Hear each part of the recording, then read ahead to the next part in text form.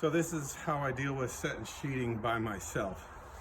I've set the blocking up there so that an 8-foot panel will hold down 3/4 of an inch past the bottom of my plate so that water can't get in. This is my Z-bar, and you need to have 3/8 of an inch distance between the Z-bar and the panel.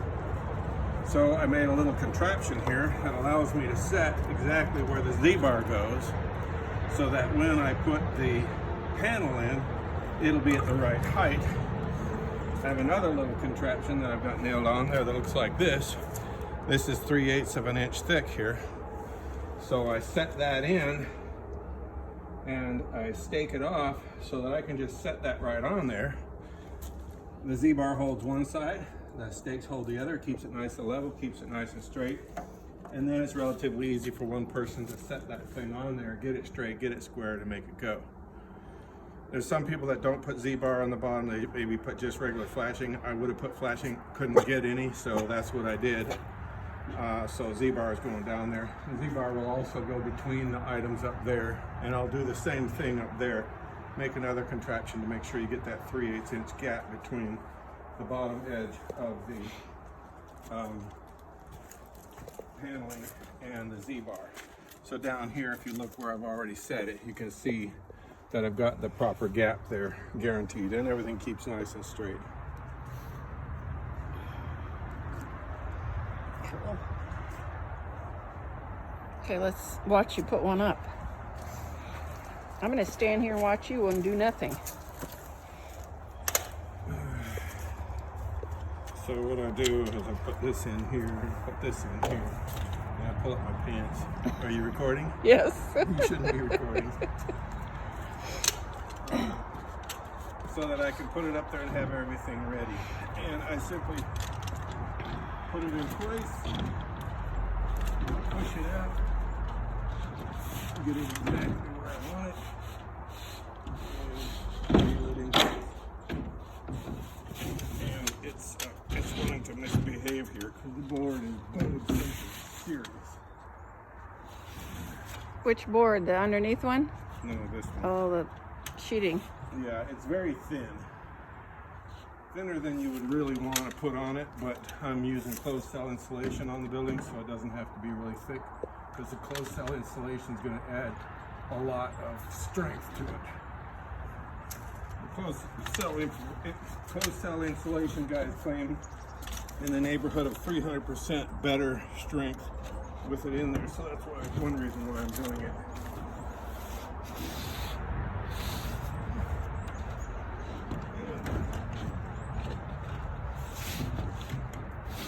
It's a bit of a challenge here. I'm going to go in place. Once I got it where I want it, then I can start my stapling process. I'll come back and look at it and see if it is still exactly where I want it. Take it a little off. So I'm going to nail this here in place.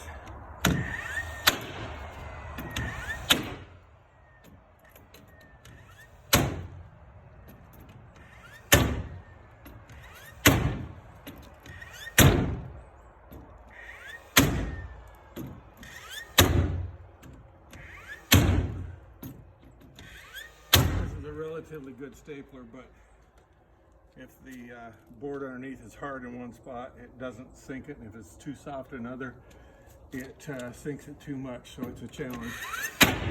So I have some nailing to do after the fact.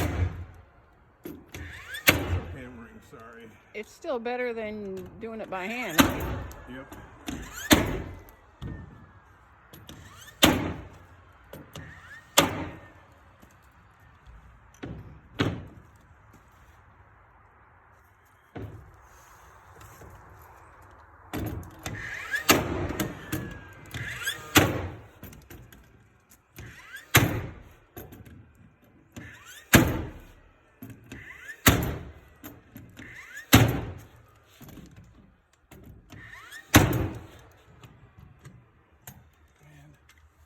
And you're out of nails.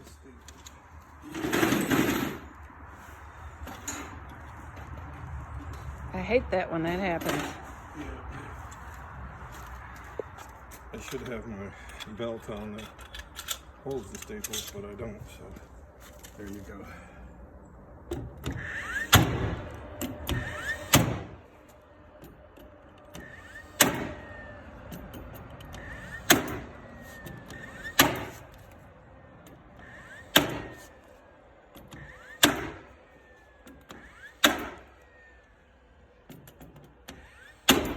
This row of nails here is what really ties this to the bottom plate, so the bolts will hold it so it doesn't get away from us. And after I get my hammer and drive all those in, that we're not.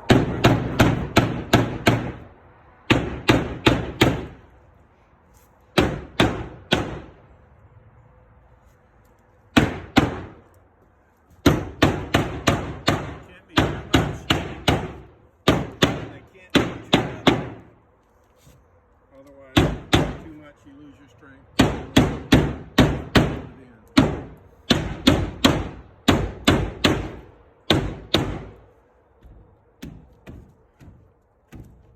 Well, you put that in less than 5 minutes. Did you care to know that? It's cool.